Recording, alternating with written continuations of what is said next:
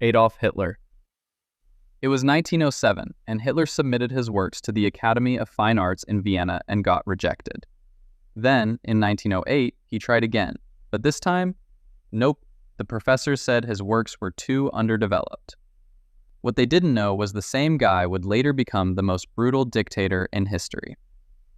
Okay, so after World War II, between 1918 to 1920, Germany lost badly. The entire economy collapsed rapidly into rubble, leading to inflation and unemployment across the country.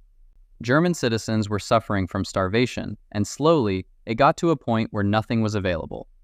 Then, people's anger was another problem. They were filled with rage out of humiliation and wanted someone to blame. This created the perfect opportunity for gaining support. So, Hitler stepped into politics. He also got nominated in a small political party called the Nazi, and gave chilling speeches to hype the people of Germany to stand up for themselves. When Hitler announced invasion in Poland in 1939, it started World War II and created a lot of suffering.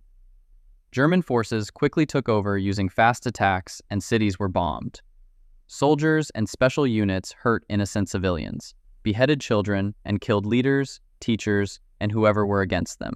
Families were forced to leave their homes, and people were made to work under cruel terms. Jewish people, according to estimates, were treated horrifically, which later became part of the Holocaust in 1941. While estimates and researches show that 6 million Jews were massacred, theories online suggest the numbers were less.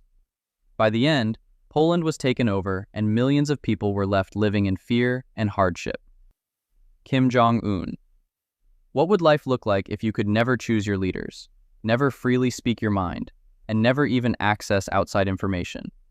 That's how many people describe life under Kim Jong-un, who rules North Korea with control over politics, media, and personal lives of his citizens. Honestly, North Korea is controlled by one ruling family, and real political competition or free elections don't even exist. The government decides what citizens can watch, read, and say, which means speaking against rules can kill you. Movement in and out of the country is also restricted, and many reports from outside organizations say that harsh penalties are used against those seen as not loyal, literally.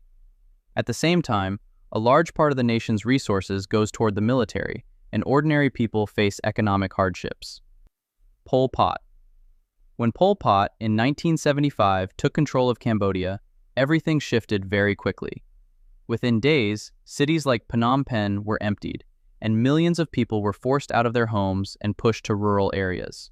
Families were apart, and the flow of normal life like schools, jobs, markets, even simple daily routines faded. Under the Khmer Rouge regime, life was rebuilt in a very strict way.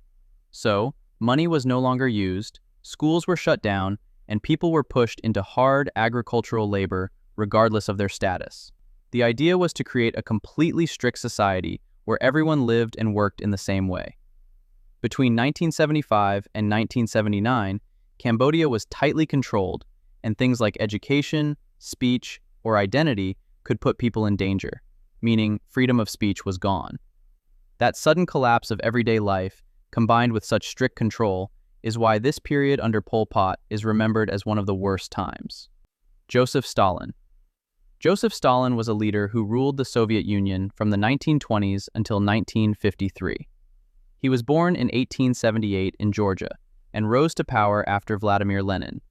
Then, he became one of the most powerful leaders of his time and led the country during World War II and was listed as one of the worst dictators. Well, it is because he didn't just rule the Soviet Union. Instead, he controlled it down to the smallest thing.